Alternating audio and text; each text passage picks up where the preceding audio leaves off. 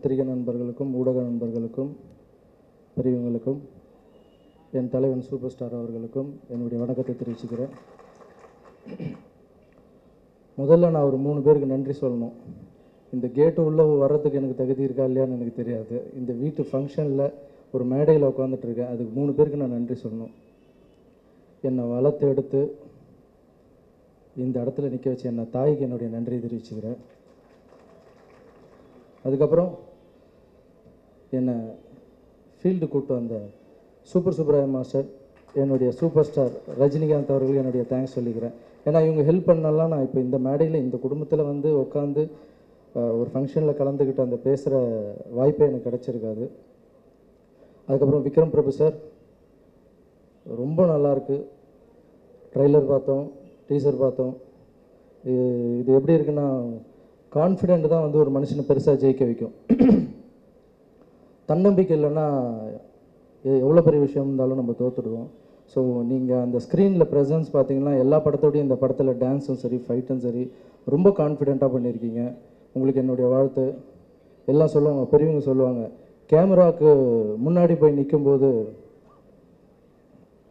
எல்லார் ஹீரோவும் என் கால் கீழே, எல்லாத்துமே வேஸ்ட்டு, நான் தான் நம்பர் 1 நினச்சிக்கிட்டு நடிக்கணுமா.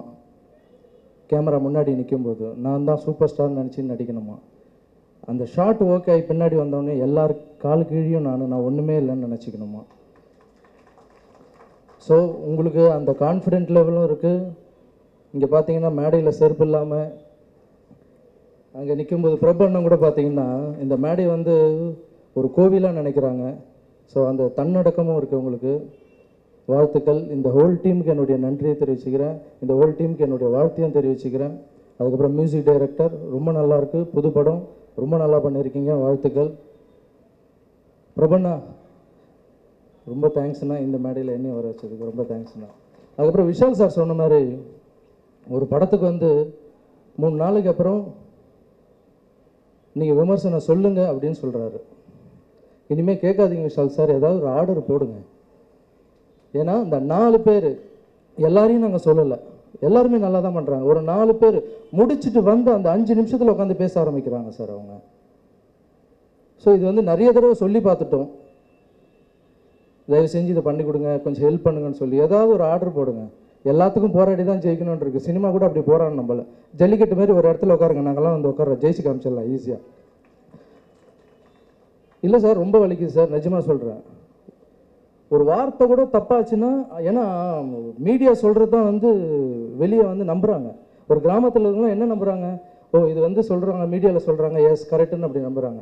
ஒன்றும் இல்லைங்க, சூப்பர் ஸ்டார் ரஜினிகாந்த் சார் ஒரே ஒரு அறிக்கை விடுறாரு முந்தாநாத்து. எனக்கு ரொம்ப வலிச்சுது அதெல்லாம் பார்க்கும்போது.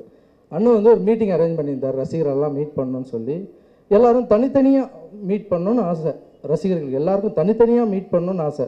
அதெல்லாம் அவர் என்ன சொல்கிறாரு, வாய்ஸ் மெசேஜே கொடுக்குறாரு, அவர் பேசி அனுப்புகிறாரு. இப்போது எல்லோரும் தனித்தனியாக நம்மளால் மீட் பண்ண முடியாது, கூடி சீக்கிரமாக நான் எல்லாரையும் கூப்பிட்றேன் அப்படின்னு. அதுக்கு என்ன தலைப்பு போடணும், என்ன ஹெட்டிங் போடணும், இப்போ இல்லை ரசிகரை மீட் பண்ணுறது இன்னும் கொஞ்சம் நாளில் சொல்கிறாரு, அதானே போடணும். ரஜினி சார் ரத்து செய்து விட்டார், ரசிகர்களை பார்க்கவில்லை. ஸோ ரொம்ப கஷ்டமாக இருக்குது சார். என்னுடைய படம் ரிலீஸ் ஆகும்போது கூட நான் நிறைய பேசலை. சின்ன சின்ன படத்துக்கு கூட நீங்கள் ரிவ்யூ வந்து ரொம்ப சீக்கிரமாக சொல்லிடுறீங்க. ஸோ அதுக்கு ஒரு நடிகர் சங்கமும் சரி, தயாரிப்பாளர் சங்கமும் சீக்கிரமாக ஒரு முடிவு எடுத்து ஒரு ஆர்டர் போடுங்க. எஸ் இந்த டைம்லேருந்து இந்த டைமில் தான் நீங்கள் சொல்லணும், அப்படி சொல்கிறவங்க மேலே நடவடிக்கை எடுக்கணும்னு ஒரு ஆர்டர் போடுங்க சார். அதுக்கு நீங்கள் என்ன பண்ணுறீங்களோ உங்கள் பின்னாடி சினிமா உலகமே இருக்கும். எல்லாத்துக்கும் நம்ம உதவி செய்கிறோம். நம்ம சினிமாவை கூட காப்பாற்றுங்க Vishal sir. Thank you very much இந்த வாய்ப்பை கொடுத்ததுக்கு நன்றி.